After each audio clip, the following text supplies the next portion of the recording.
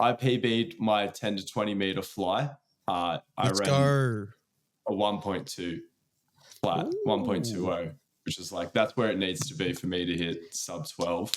Right Well on. done. Just got to I'm work clapping, on. guys. So it was. Here's the thing. So because I of course sent it straight to Jack Edwards, and he reminded me in his infinite sprinting wisdom that it's not just a matter of acquiring these splits that supposedly correlate with the sub 12 performance. And I knew that going in. Like I'm doing trying to get these splits because I said I was focusing on my 10 to 20 meter split and my 40 to 50 meter split, like getting it in line with where we think it needs to be to go sub 12.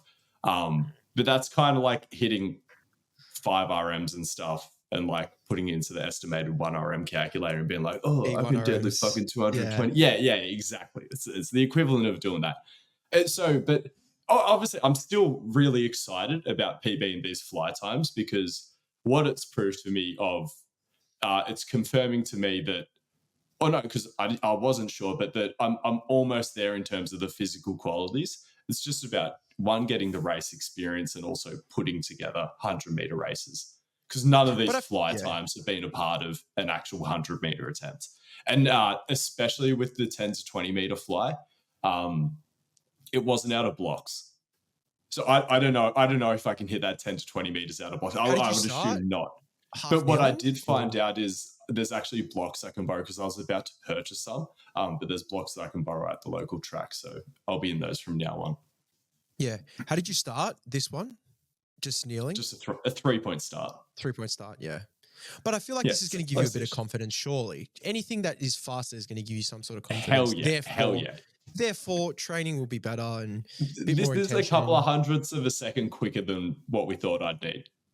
But then again, my max velocity is a couple of hundredths of a second off what we think I need.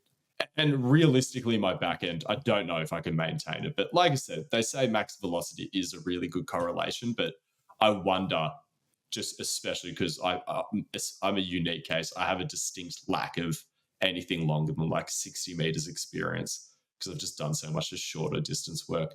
All my longer work's just been like super tempo focused other than my actual meets.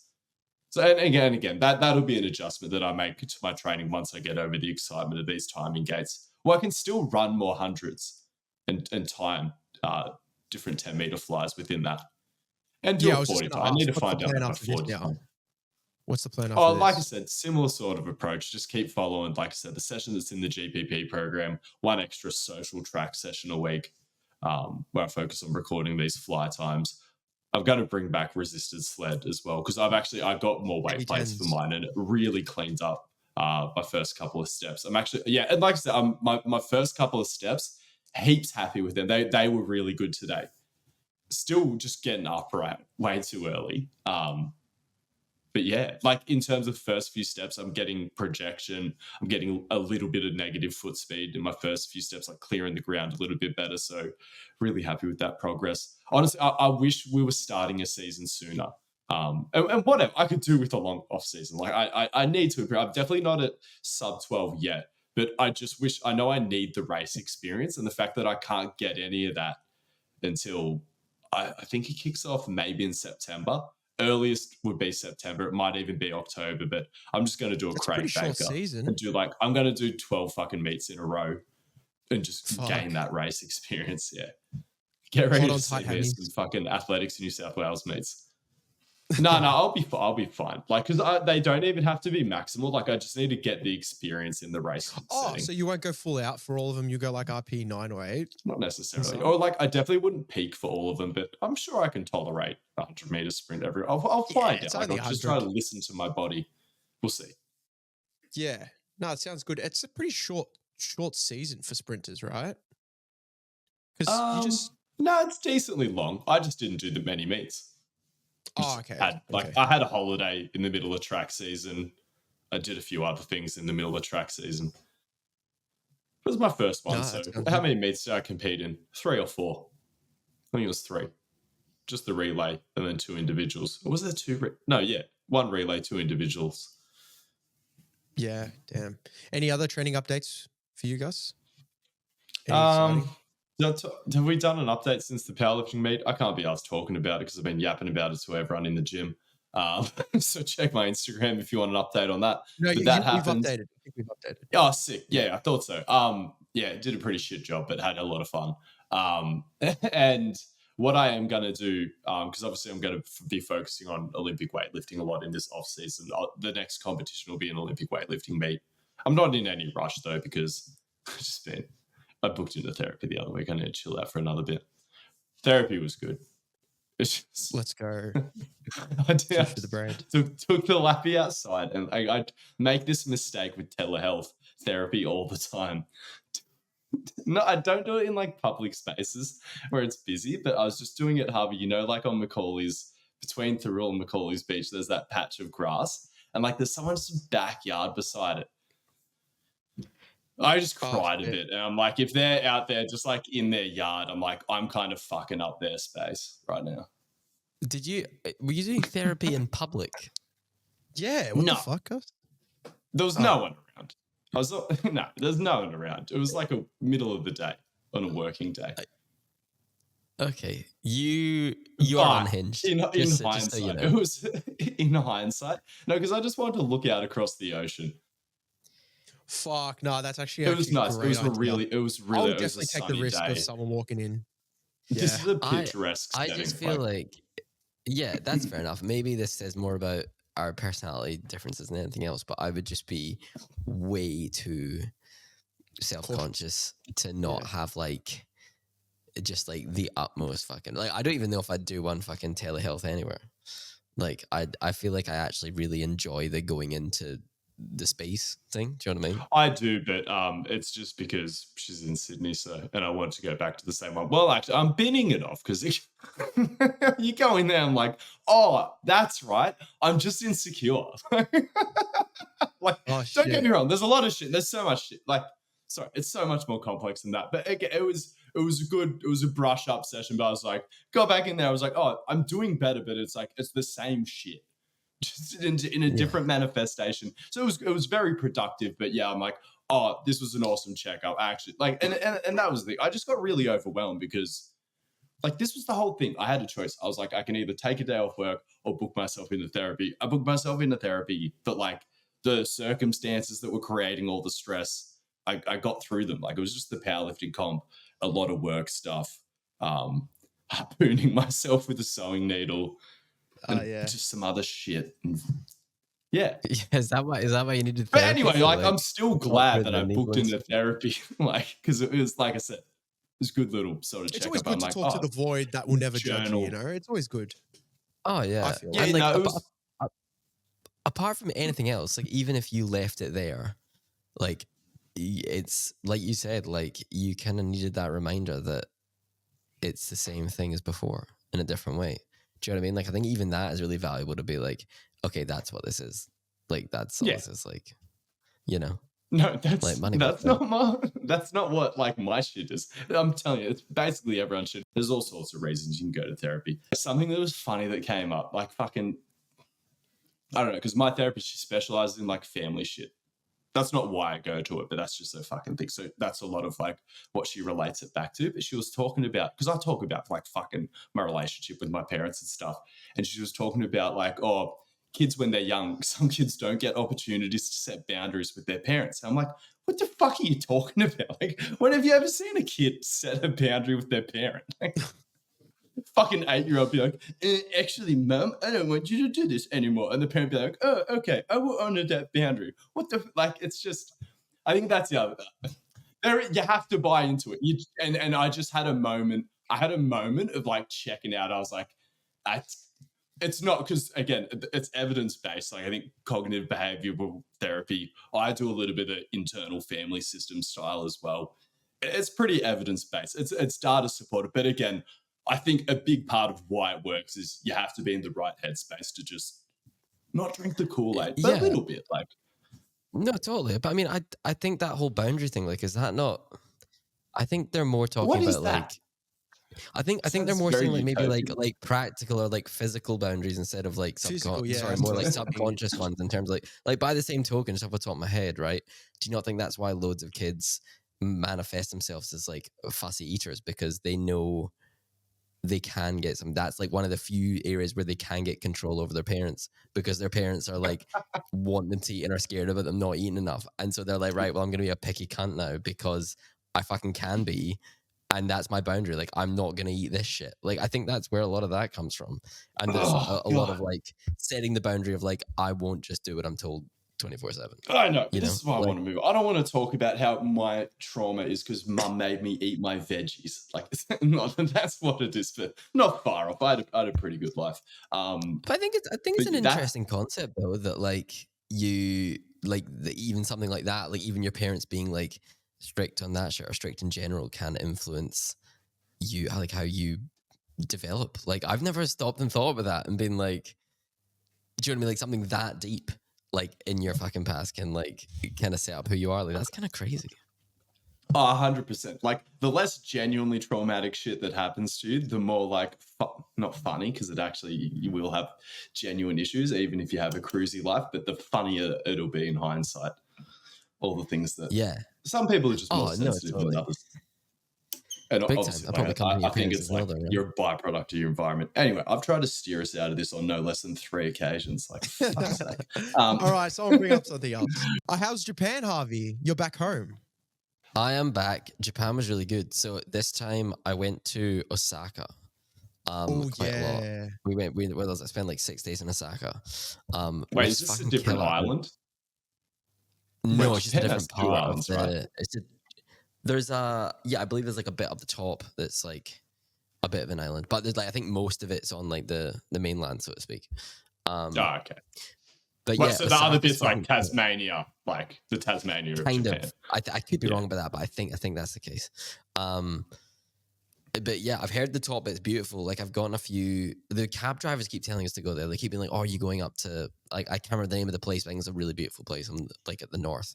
But anyway, Osaka's fucking sick, and like Tokyo and Osaka are both killer. But I got the feeling that Osaka was like a bit cooler, if that makes sense. You know, often like capital 100% cities end up being a bit kind of touristy and not sterile, but like a bit kind of that's No, I kind know of the way what they you mean. go. You feel like you're getting Yeah. a less authentic. I mean, like when you're in the place, you're getting an authentic experience because you're there. But Uh-huh. like the idea of Yeah. like going to a country, no one's visualizing just seeing like people who aren't Yeah. don't seem like they're from the country.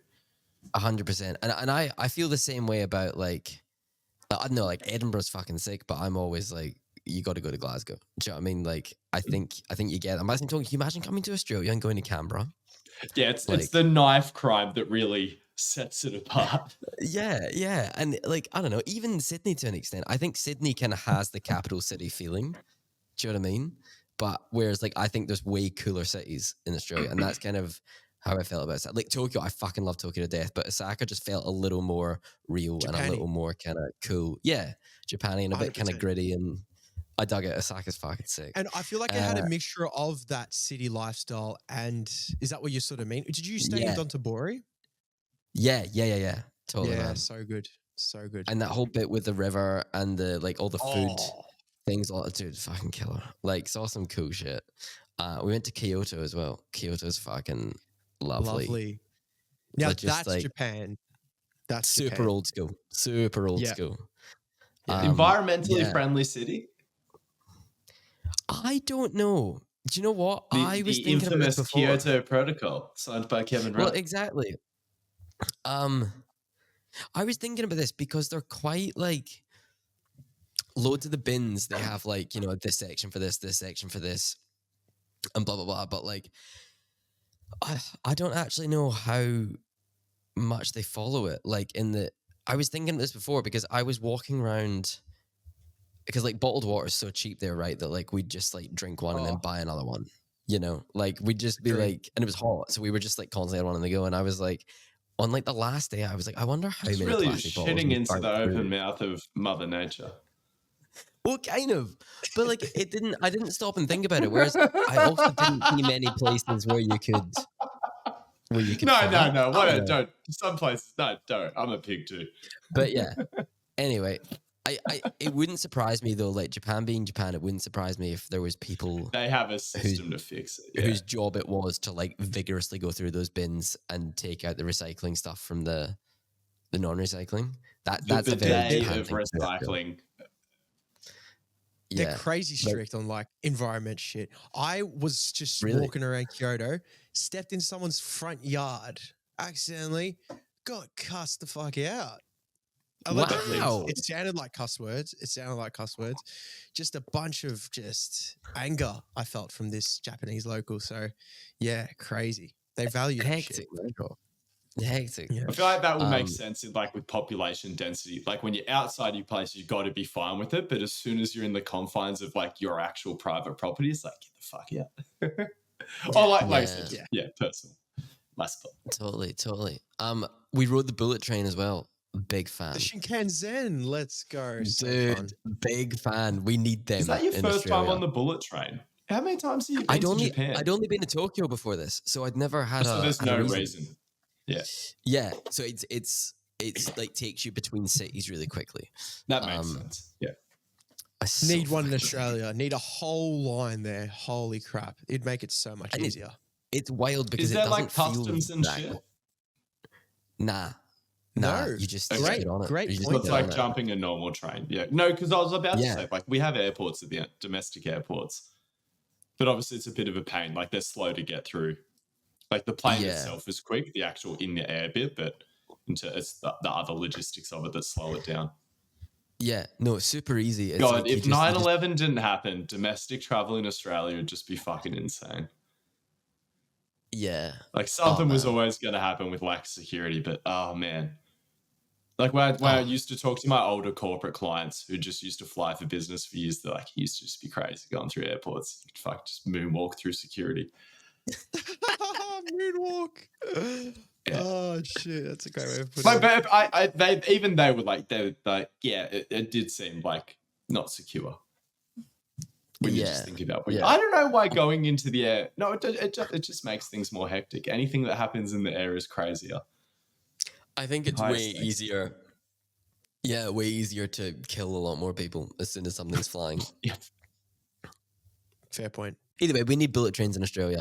I'm so for it. 100%. No, well, yeah, I agree. I just don't think we have the population for it.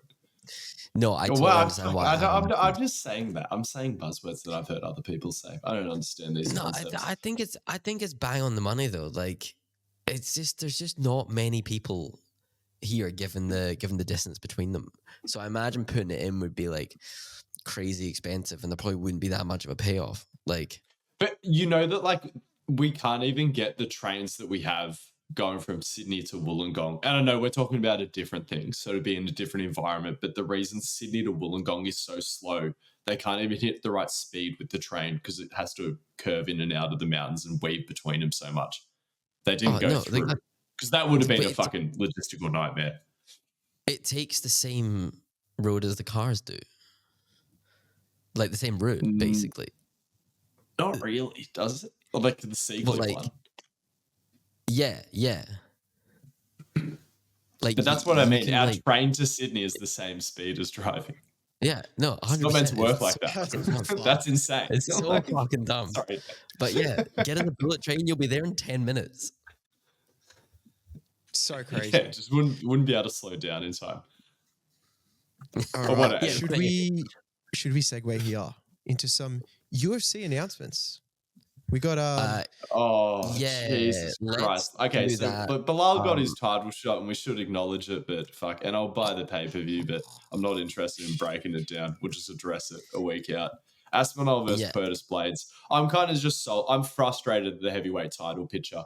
It seems like there's been so few eras of the heavyweight division in the UFC where it's just been functional. Mhm. More so, I think like when I try to think of other divisions, I guess in more recent, like modern history of the UFC, we think about the Conor era of the lightweight division. He held that up really for like a couple of years when it was just so jam-packed with talent. But just because a lot of heavyweight, like there was Cain Velasquez being injured. Now I've got this whole John Jones thing. There was the Francis Ngannou thing. I feel like there was like something in between that. Who was DC, that was sort of pretty active. Stipe, that was sort of pretty sweet. But yeah, like I said, there's just been these long stretches of a lot of UFC history on at least 3 or 4 separate occasions where the heavyweight division has, like I said, not been functioning, whether it's at the actual title level, or the champion has been active but not fighting the right people, or So you want the Jones to be contenders stripped? aren't active, they're just sitting on their ranks. Yeah, because I don't see what Jones's leverage is with the UFC, because I think the argument for not stripping him would be like, oh, Jones won't fight. He wants one more fight. And I think, because I think it would make Jones want to fight Aspinall, because I think he does care about the belt. Like, the Stipe thing's not genuinely doing anything for his legacy. It's something that people pretend is doing something for his legacy. Like some people, like some casuals, I guess. But everyone who actually gives a fuck, like beating Aspinall would do crazy things for his legacy, because he is the new guy, and like he's as proven as he could be. But anyway, whatever.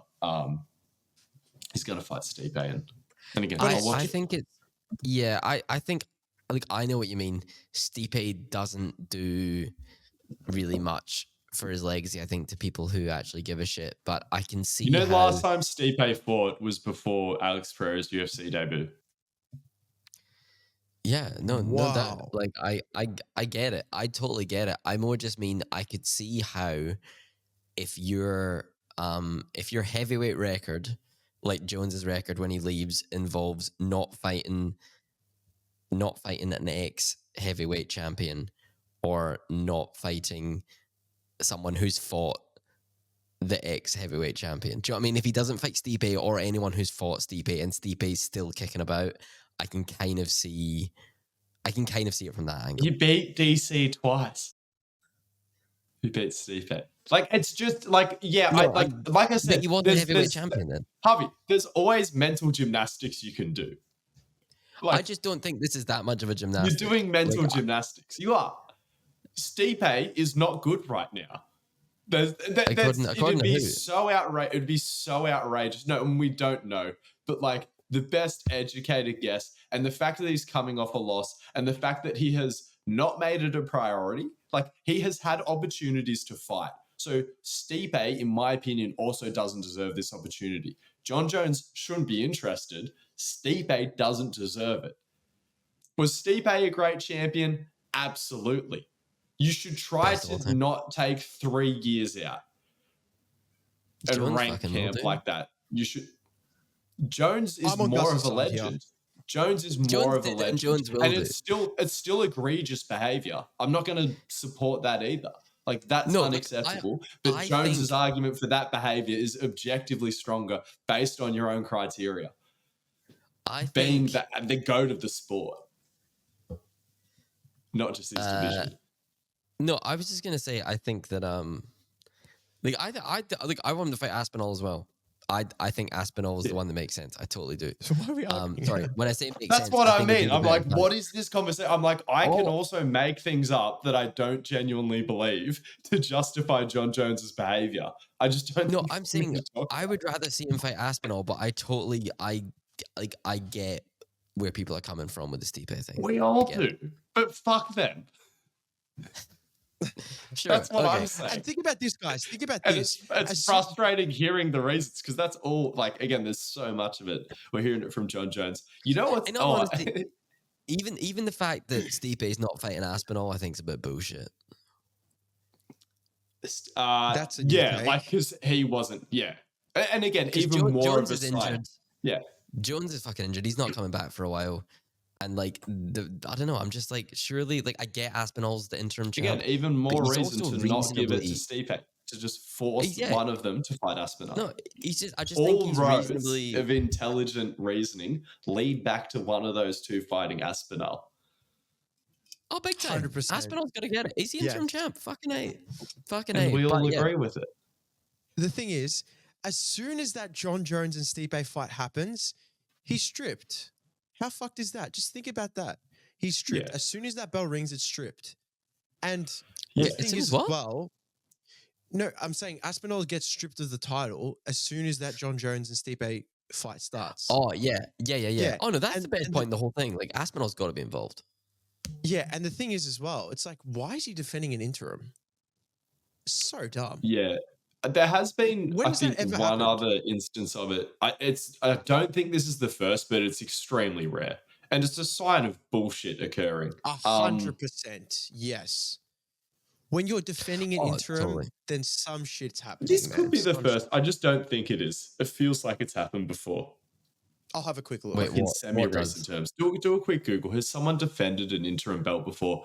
Like I'm pretty sure Did Henan Tony Barao Ferguson? defended an interim belt. I feel like who was champion between Dominic Cruz? No. Sorry, there was another injured champ because that's why Henan Barao had to defend an interim belt. I'm pretty sure he would be an example, but I think there's a more recent one. What did you say, Harvey? It's Did Tony oh, okay. Ferguson? No, I don't think he ever defended. He won it and then got injured and then was Right, stripped of it. okay. He never had to defend it. He may have ended up if he didn't. Renan Barao defended it against Henan Barao. Antonio Rodrigo 11 years ago. That was Yeah, the because last time. Dominic Cruz was heaps injured for ages and everyone sort of thought he was the GOAT. So it was worth making someone defend an interim and not stripping him. These days, I don't know. Well, John Jones hasn't been stripped and he had a long injury. But these days, unless you're basically the GOAT of the sport or your division, you'd probably get stripped if you were out for as long as Dom Cruz was. I think it was like 2 years. Or like cumulatively, he's had heaps of time injured. Because this is a shithouse card and there's a better card that's coming up more. Yes. quickly. So John Jones wins the belt and then he fucking retires. All that whole fuss for that He shit. might not. Yeah. He, but if he retires, probably will, that's- but he might not. Yeah. That's got to be the worst shit. We waited all this time for a champ to be champ for 3 seconds to be lost. And then it's vacant again. Fuck that. And then what happens? That's why, Aspinall again, fucks who? as much as I don't want to go back into it, what the main thing I don't understand about this, the main person's or entity's behavior that doesn't make sense to me is the UFC's. I understand John Jones's incentive. I understand Stipe's incentive. I don't understand the UFC's incentive unless they don't believe that John Jones is going to retire. Because if John Jones is going to continue to fight, it makes sense that the UFC is like, okay, like we want him to, because I don't think he has many fights left on his contract, like re-sign with the UFC, get a good, actually, no, I think I'm pretty sure he's got heaps of fights left on his contract. From memory, he signed an 8-fight deal like 3 fights ago, I swear, because it's when he was whinging about not getting Deontay Wilder money. Oh no, we need to talk about fucking Usyk and Fury. This is a good topic. Yes. Fill me in. I did not watch any of the fight. So obviously, Usyk got the win. He unified the heavyweight division. So it's been a bit of a theme. Like historically, it's been really hard to unify belts in any divisions, but a few like pound for pound legends have done it. In a way, Katie Taylor, Usyk's now done it in 2 different divisions. Or Canelo also did it somewhat recently. Did Crawford? I can't remember. Maybe Crawford sort of done it. I don't think so. But yeah, and the fight in itself, like I said, it was a movie. The totality of it wasn't as entertaining as the recent Garcia versus Haney drama, but that was more like there was spectacle leading into both fights, but I'm a sucker for just an absurd situation and the ridiculous of Ryan Garcia's behavior leading into that fight. It just it had everyone in a fever.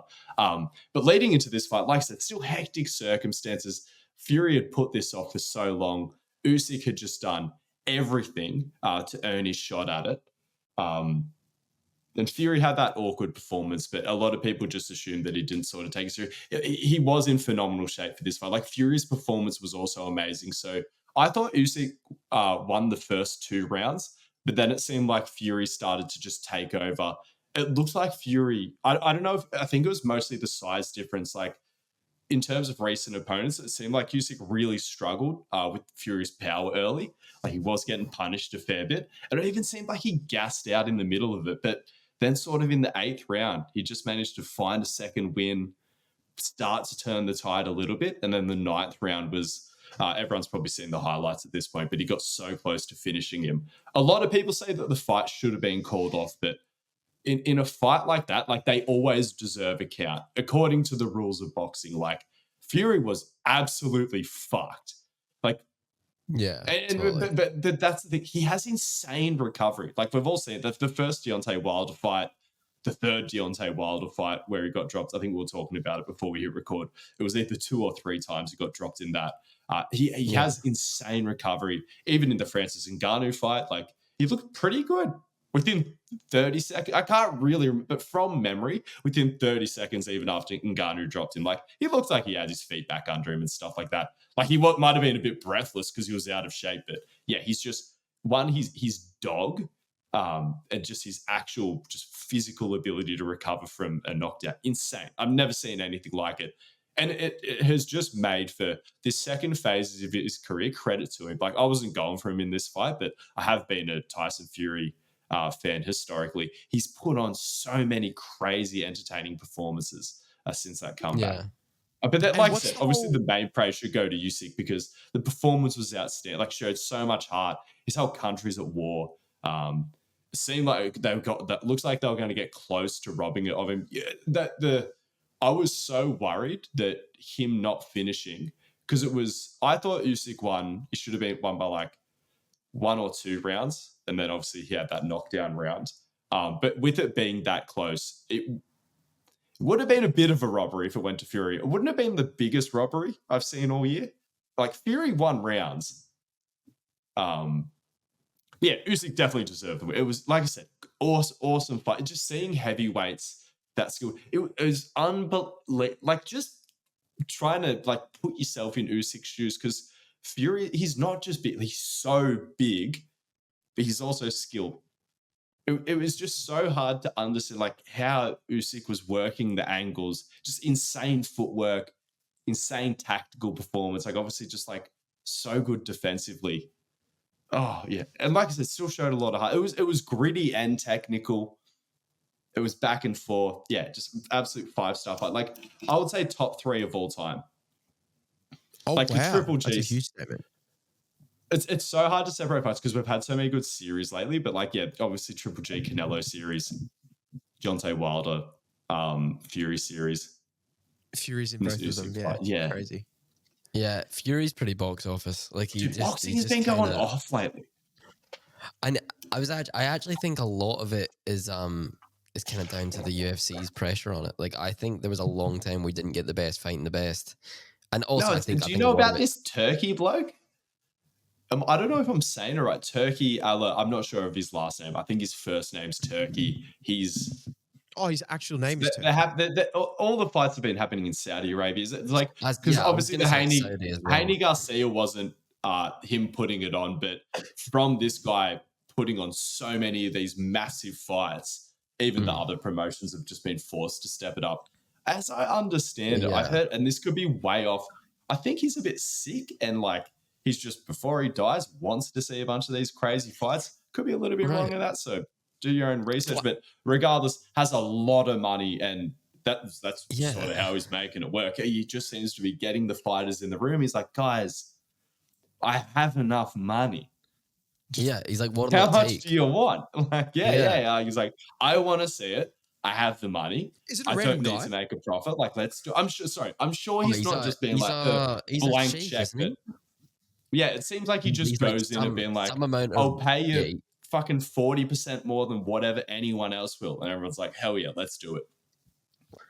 Yeah, no, he's Awesome. yeah, he's making it happen, you know, and it's great for I the shouldn't sport. say in that, awesome, like sports washing, but you know. Well, I think For the that's viewers? it. Is like I think when it comes to combat sports, like there is always this thing where you can get really, you know, like you can get really kind of like sensitive as a fan, I think, and be like, I want to see the best fight the best, and you do, but you can also understand it from the angle of these champions who are like, I've got enough money to be all right now, and I don't want to just like take years off my life for the sake of, you know, like another payday that's not going to escalate my quality of life much. And I think he's come in and gone like, okay, then do you want a better quality of life? Like I will throw that kind of money down.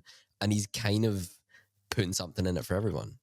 No, know? I'm talking about my personal relationship of paying for pay-per-views that fund human rights atrocities, but then I kind of make up for it by trying to yap about it on the podcast.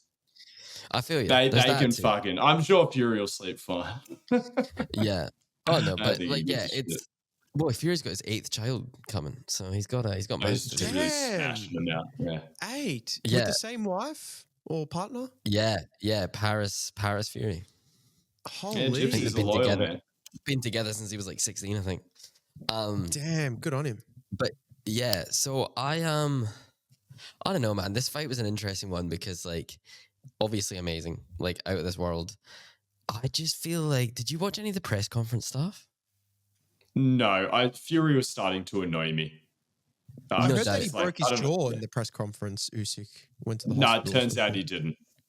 Oh, So okay. when they eventually got to hospital, because he delayed going to hospital initially, because I think he wanted to watch his fellow countrymen fight in some other promotion. But when they got to hospital, it turns out it wasn't broken. He'll be back to training within a week.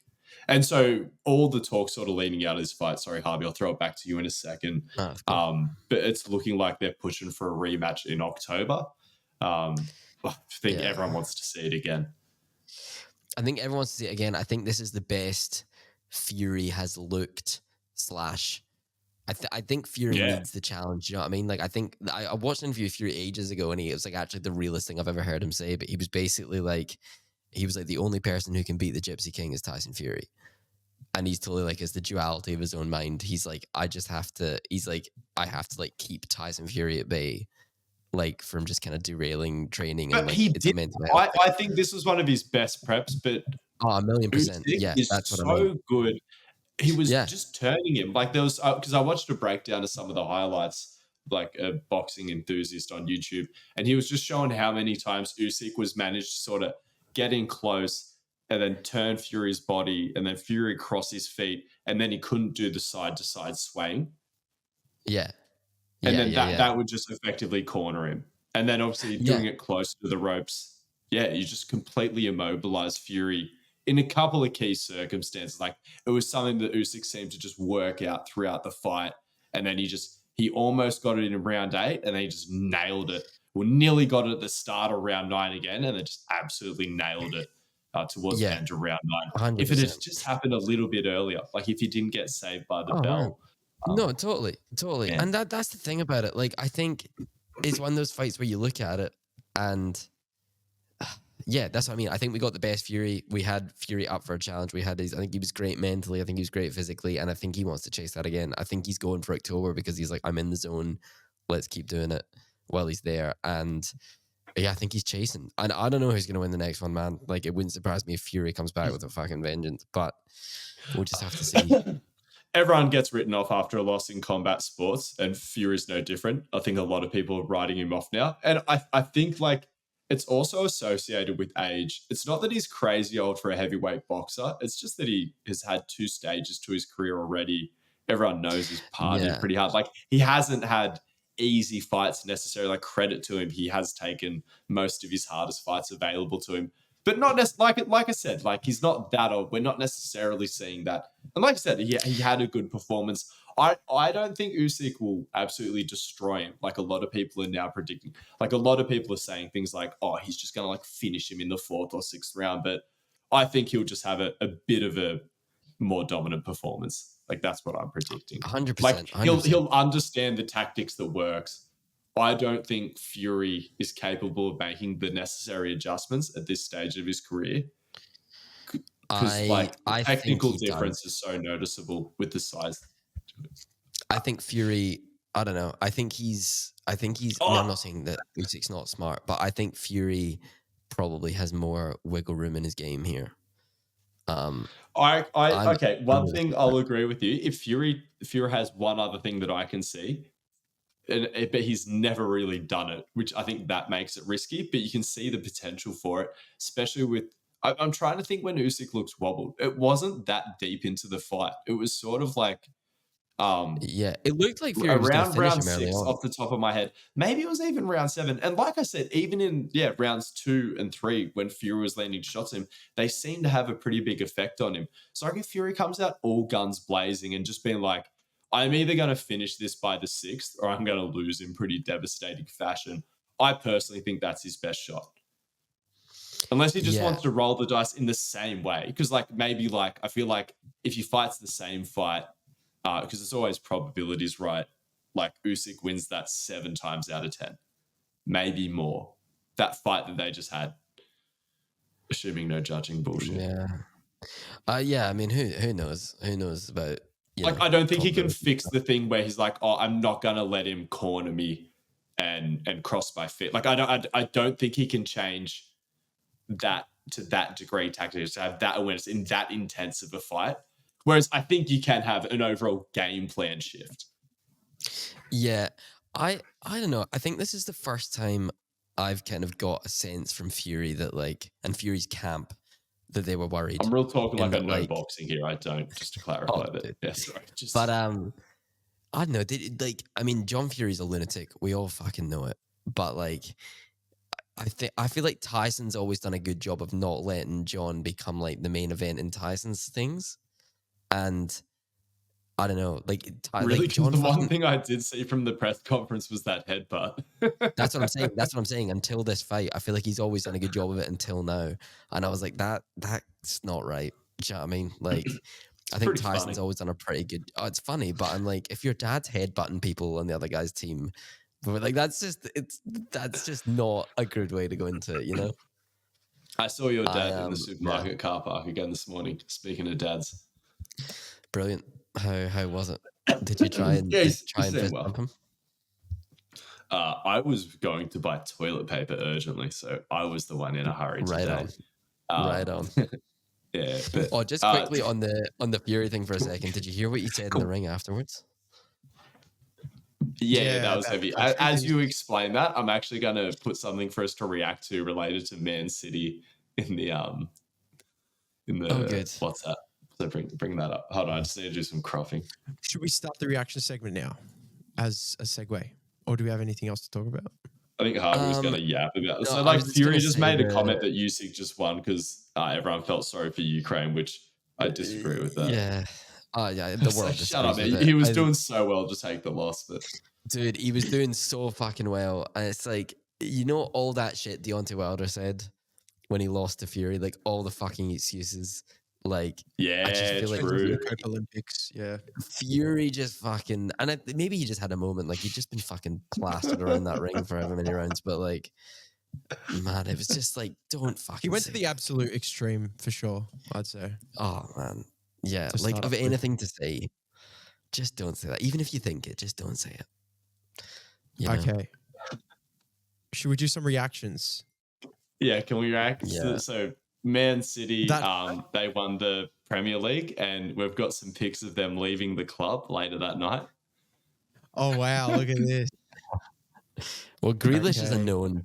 Grealish likes to party. I don't know. Oh, yeah, I'm he does. guessing it's the one who. Yeah, there's a bunch. There's an assortment of great looks here.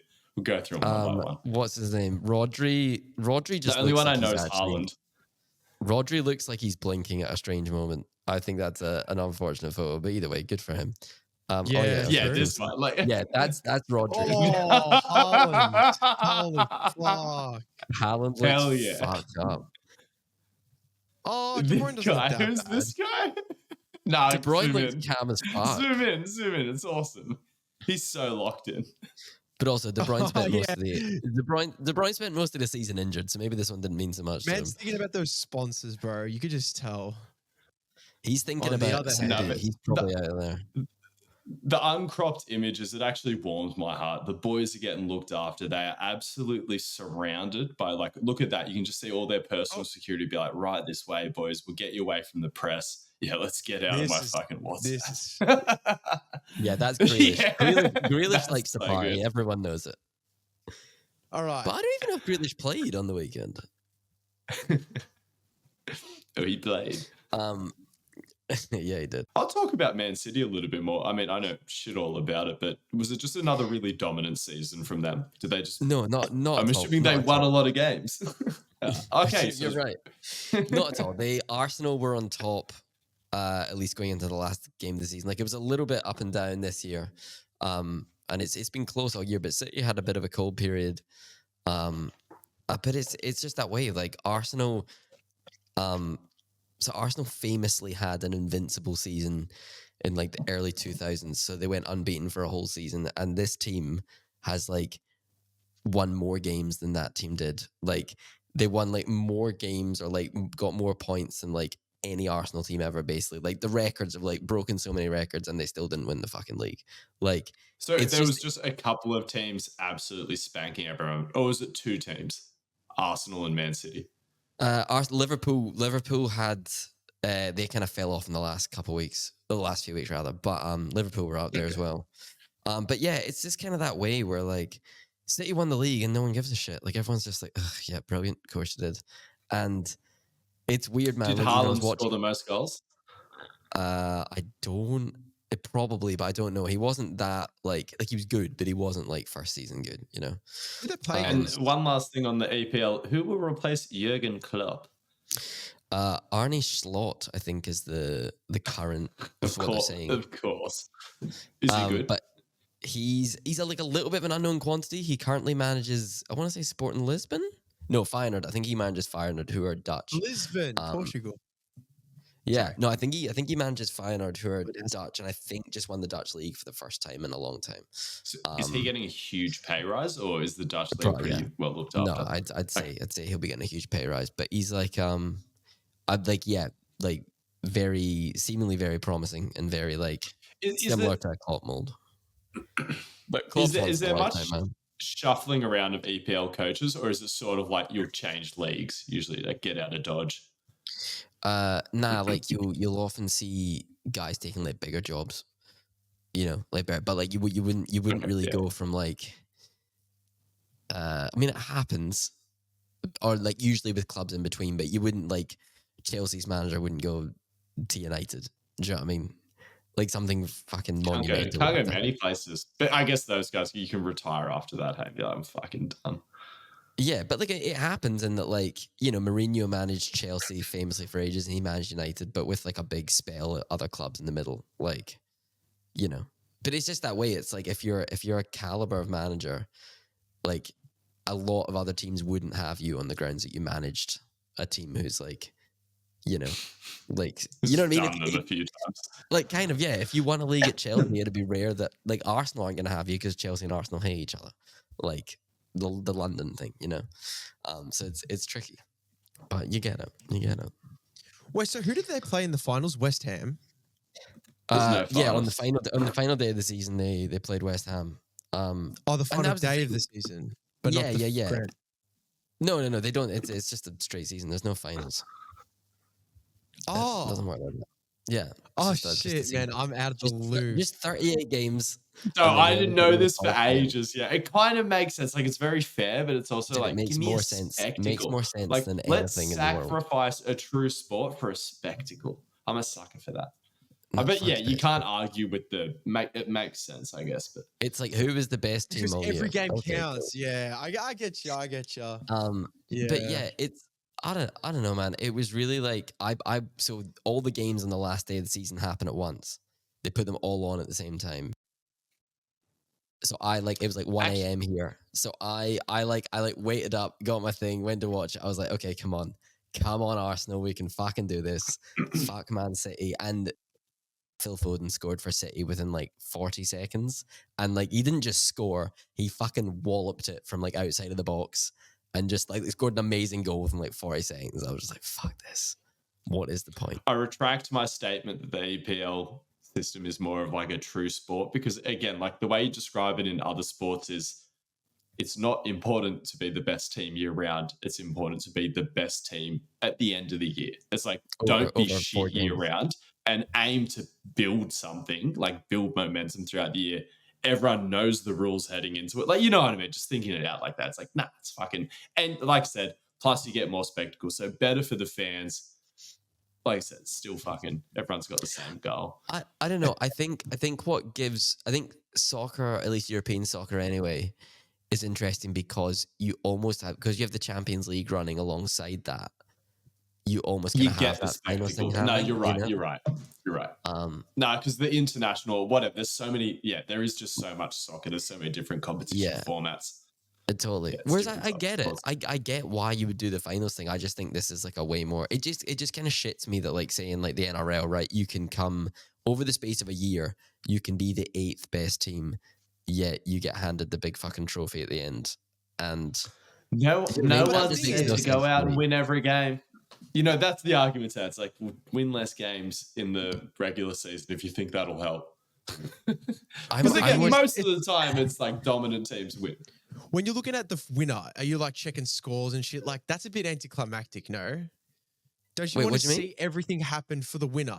Like, talking about the winner, wouldn't you want to see everything happen right there and then and there? And you're like, okay, winner's there, but for like the end of the season, you got to check, who's winning here, who's winning here, who's winning But it's here, fucking and it's like, because you know what you also get with the final spectacle is a likely like head-to-head matchup. Obviously, you get a head-to-head matchup, a good maybe match. multiple Yes, that's throughout another the thing I was going to season. say. But then Yeah. also being like, okay, after all that's said and done, these are the best teams. Now let's make them go head-to-head. Yes, I do agree. I mean, they both got their cases. Just Whereas, like the like, based on Jones and season structure, Aspinall it thing. seems unlikely that this would ever happen. But in theory, a dominant team in the back end of the EPL season might have an easier stretch towards the back end of the season, which just whatever. That's the way the competition works. And again, like, so much It's higher arguable, chance kinda. of the end of the season being less exciting. Like, it's just a bigger sport, The end of the but the end season of the season is the end of the season's objectively real less tricky. exciting. because the teams up the top generally have way more games to play in a really congested time period. So usually that's when like fatigue and injuries and stuff pick up as well. Right. Like you're just playing so many games. So it's like even if, you know, as much and all as going to Crystal Palace away on the weekend might not seem like that big a deal, it's like you might fucking stumble on it just because there's so much happening. And also other teams have jeopardy then as well. You know what I mean? So like other teams are really fine to get points and shit. So they're all it's hectic, man. The dynamics of it are crazy. I love it. But I don't love it What when the City wins. fuck kind of name? Like, I know we've got Fairy Meadow down the road, but Crystal Palace, based on my knowledge of places that are named like that, has to be a special type of shithole. No, I think there actually was a Crystal Palace there. Yeah, but what else It's is an area around of it? It's a London. bit of a dump. Is it really nice? It's in South London. It's near like Battersea, I believe, which is like, I mean, there's nice bits and not so nice bits, but it's Okay. I actually I watched Palace play last year when I was in the UK. It was fucking sick. Actually, I sorry, actually have a- Fairy Meadow's not a shithole. Sorry, growing up, Fairy Meadow was a shithole, which was funny. Do you know what it is? It's a shithole in the vein that like there's like 4 supermarkets there. Like, I think places like it's necessary, but it's where we put stuff people need, not places you necessarily want to live. You know what I mean? It has a beach and it's sandwiched between nice suburbs, so it's like evidently like, you know, it's ticking time bomb.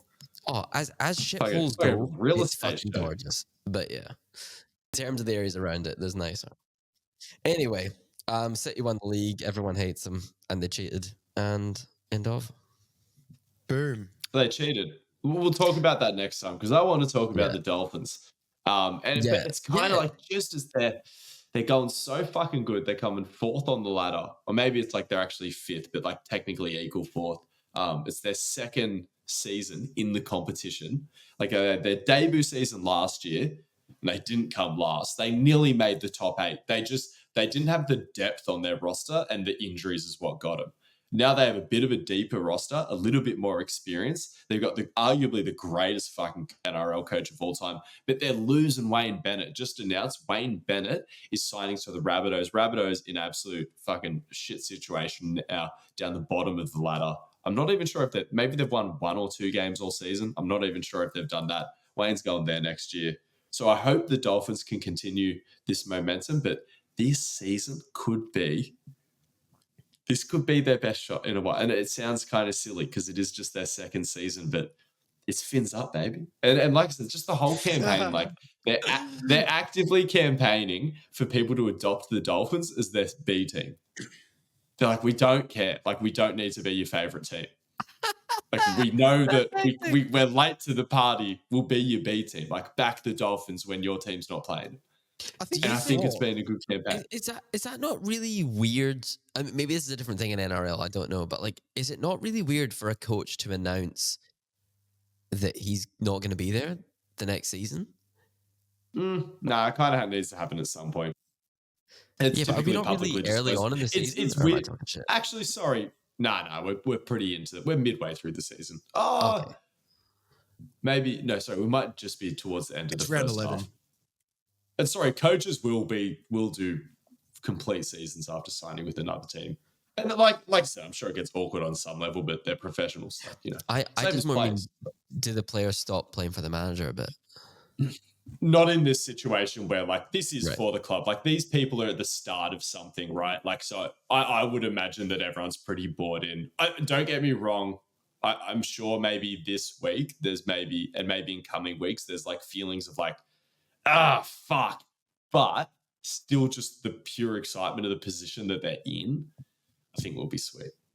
Yeah, Like totally. I said, it may be injuries. Like I said, they still could taper off late in the season because, again, they have more depth than last season, but there's just been a lot of injuries. And like I said, you just need players at the end of the day. But man, Wayne Bennett's totally. good. It's going to be crazy. Like if Souths just start going good again, they probably will. Like history would show you that. When did they last?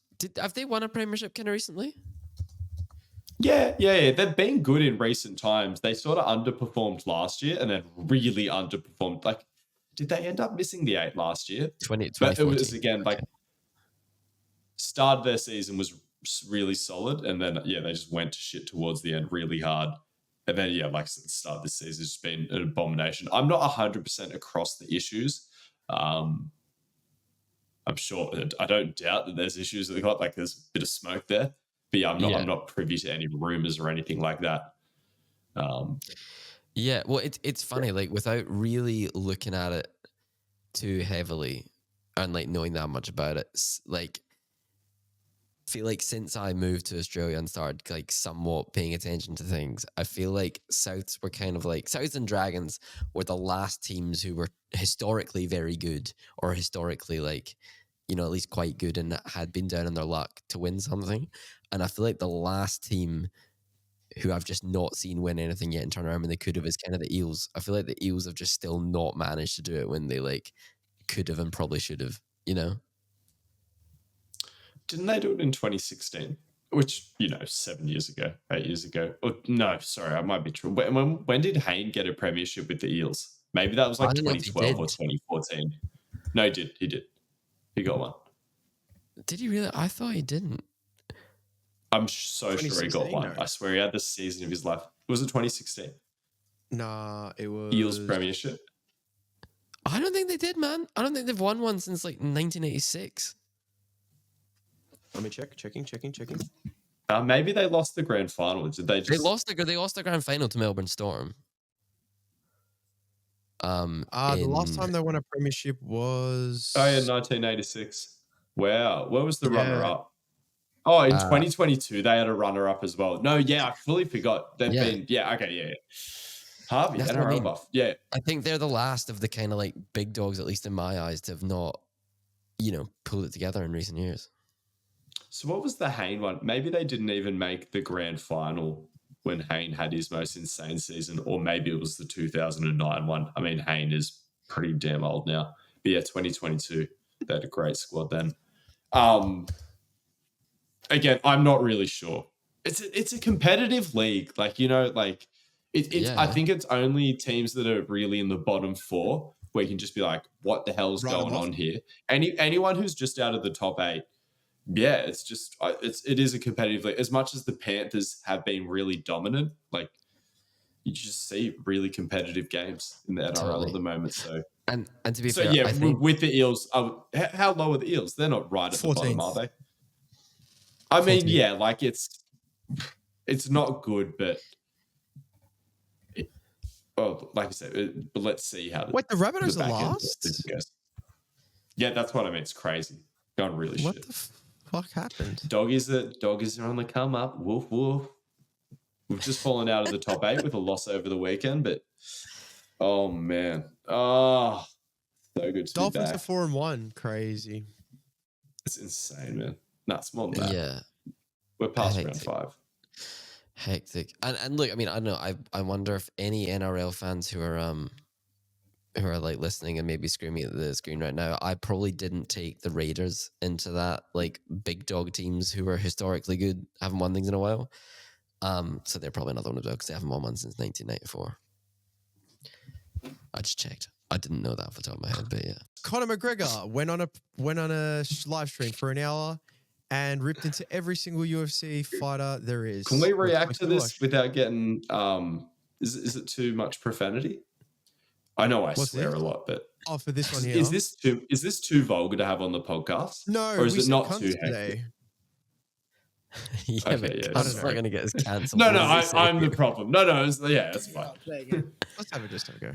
Connor, thoughts on Osman? I have no clue who Osman is. Who the fuck is that guy? I don't know who the fuck he is. Osman. Usman, yeah. So Connor, for anyone who's not Kamara watching Usman. YouTube, Connor's doing a live stream on Kick or Twitch or something, Kamara and it's Usman. just He's him a on a bone. couch with his mate, sitting there sipping on a Kamara bottle of Usman, yeah? whiskey. Connor, opinions on Tuporio. Him too. Don't go The here. way he says it. But that's he went on to go on everyone. He dissed Volk guys for no reason. He caught a stray. He's just Volk a few times. Really? Yeah, Khabib because as well. Connor has an ego about his featherweight legacy. Yeah, he's just like, it's just gonna be so funny if Chandler just fucking sleeps him. Like, I don't know. can't even It's imagine just, that. I happening. think it's funnier if I think what's funnier to me, you're right, either outcome's funny if either gets slept, but the idea of Connor getting his leg snapped, being like, I'm pulling out of the drug testing pool because I'm about to do a lot of steroids, doing that, coming back, getting a win, getting a title shot, and just through circumstances like things lining up for him like that, like there's so many things that are just blowing in that direction. And the UFC will definitely go with the flow on that situation if there's anything sort of hinting at things going that direction. Like I said, Conor just needs to win whoever they put it in front of him. And Yeah, and this sorry show, for the segue. I was ranting Dricus about this. No, Duplessis it's perfect. Cut me off. is the Mark Finger.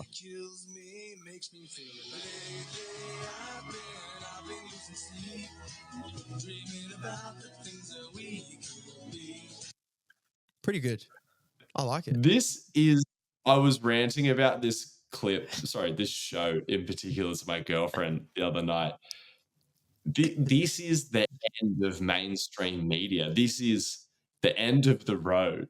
Like, this is Really? what Is the this where it falls off the fuck cliff? is this? This is fucking insane.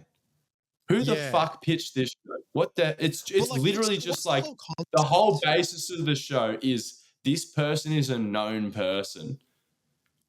Like, look at that. Hey, guess, like this is we're going to put them in a costume that in no way hints at who they are. They're not a singer. They might be all right. Like, because like no one is hectic, but some people are like, all right, like that wasn't heinous karaoke. yeah.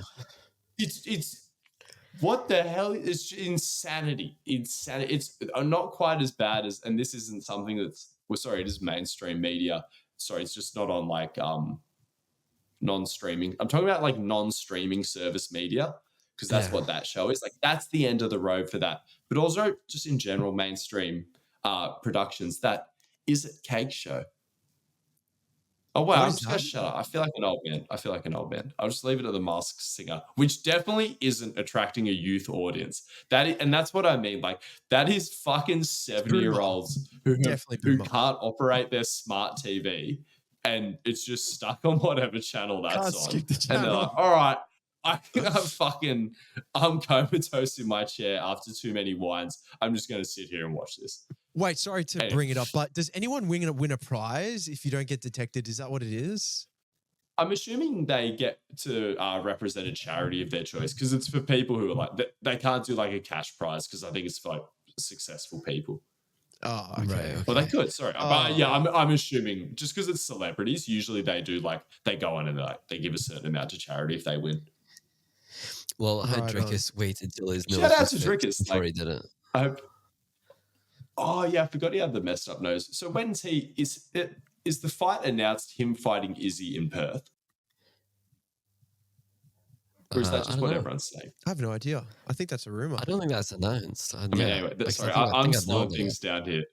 We've still got my favorite clip of the week to react to, the funniest Tito clip I've seen since Tito chopping the onion, which we should also probably react to at some point, but enjoy this, boys.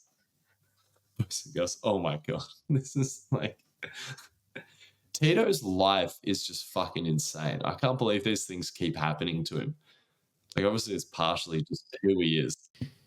This is actually a raw reaction for me. Tito's somehow finds a way to fuck up a simple mic drop.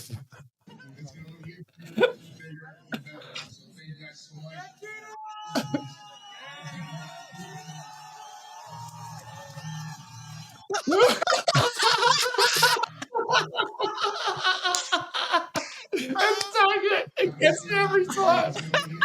I don't even understand the physics of it.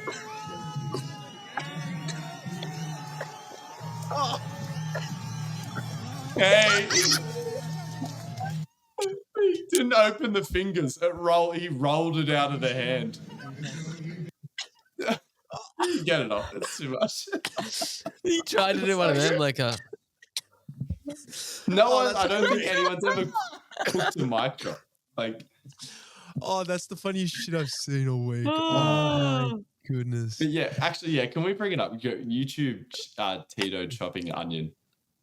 It's insane. Like this guy, the way he lives his life, man. Like, because he became. I don't know what it was, but he got involved with politics after he retired from fighting, and he got voted in because he's really popular. Because he always represented his local area when he's fighting some part of California. But then, he just got the sack because he was just too useless to be in office. I can't remember what the position he got, but yeah, he was an elected member of some form of local parliament. Yeah, the top video. It's it's a bit intense to watch. There's no gore, but it's like, I don't know, if you're a bit skittish, you'll see when you watch it. Like I said, there's no gore, so you don't have to worry about that. He doesn't actually stab himself somehow. Oh my god! What? That's so close. Oh, that's the worst thing I've ever seen. Does he nip the skin?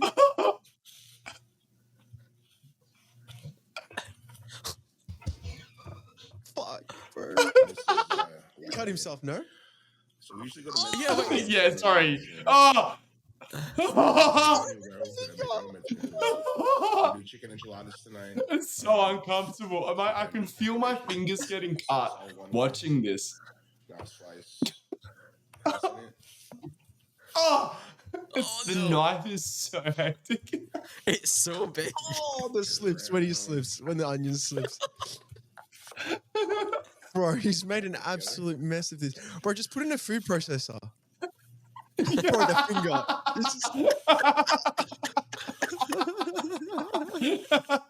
There we go. You got some good dicing Someone buy there. this man a NutriBullet, for fuck's sake. I want to see some of these comments. Oh, God. I'm fucking dying at all these dudes. We're going to scroll up and he'll have no fingers left. Fucking hell. All right, let's leave it there.